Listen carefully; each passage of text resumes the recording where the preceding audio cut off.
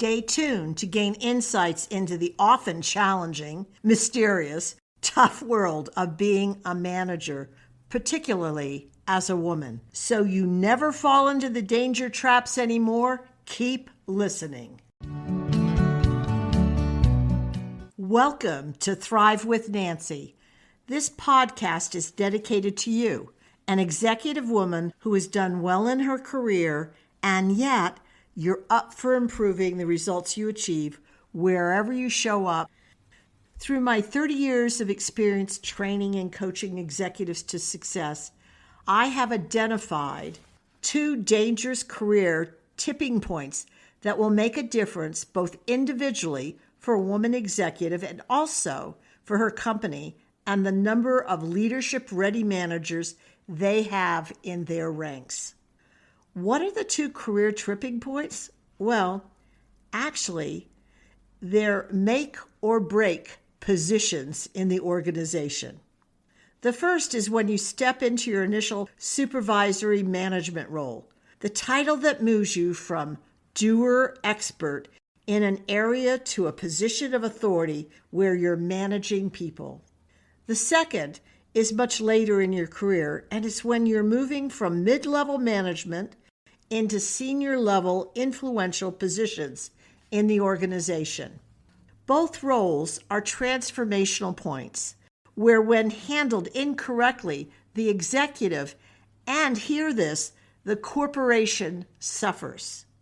I'm troubled from a macro ecosystem level as I don't see organizations in today's marketplace investing money, time, and attention to their first-time, first-level managers. And I'm also deeply concerned for the individual assuming that role. Why?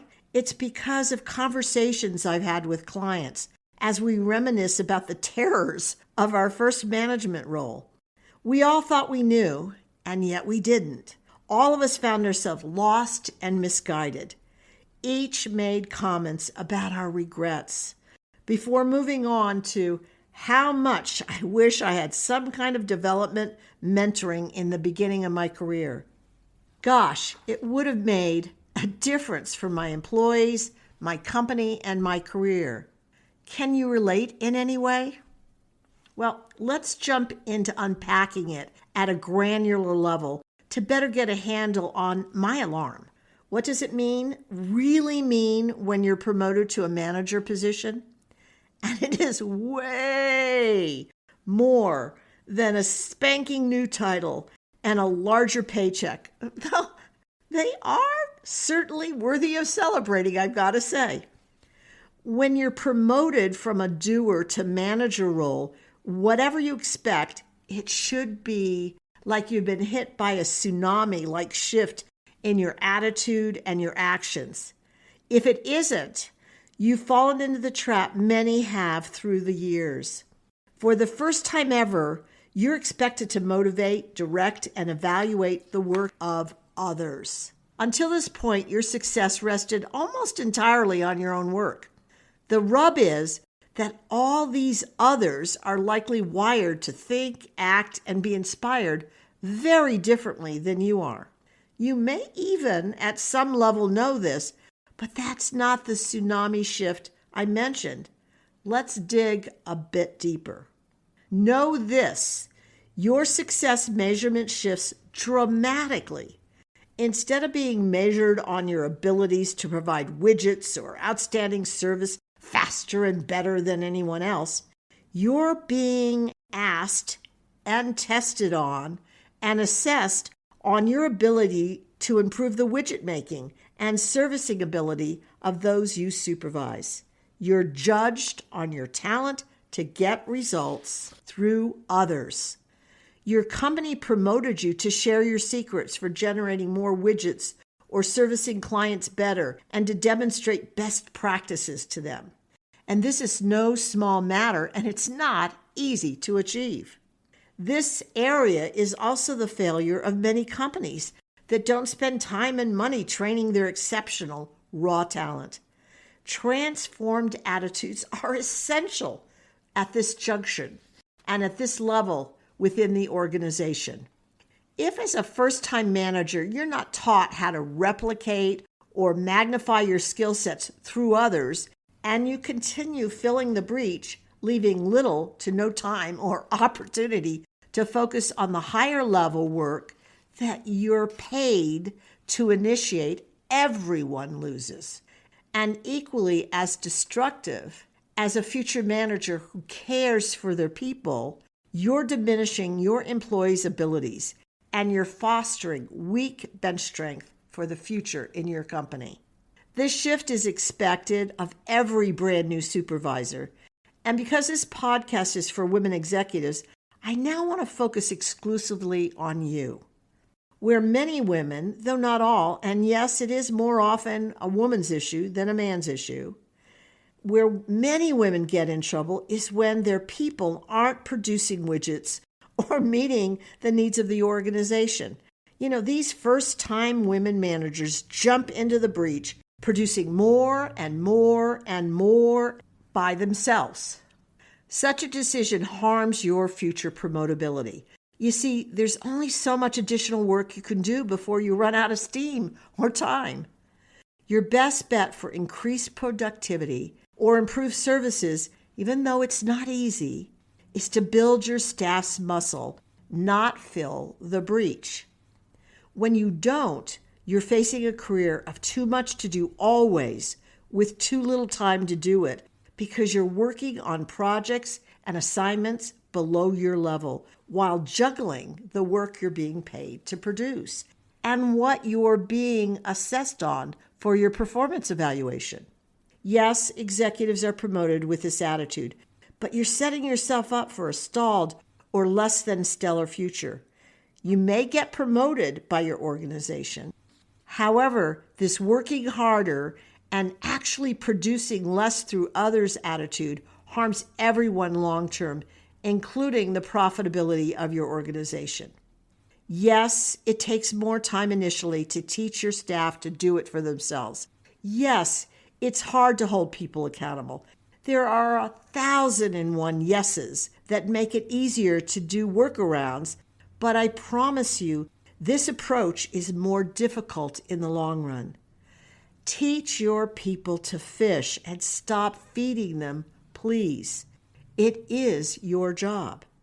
As you accept more promotions through the years, once you get this, it is multiplication. You begin taking on larger assignments, higher risk projects, more people. Well, you get the picture. It's pretty glowing. If you made the mental management transition, it will feel as though you're on a rolling wave that supports your move forward. If you haven't, every promotion will feel as though you're getting deeper into the snarls of seaweed and getting stuck, and hidden undertows are taking you away from your desired results. Gosh, I can't believe it. I've run out of time, and I have so much more that I want to share. I'll tell you what, this is what I'm going to do. This topic in my mind is so crucial that I'll continue sharing the dangers for the higher level position in another podcast.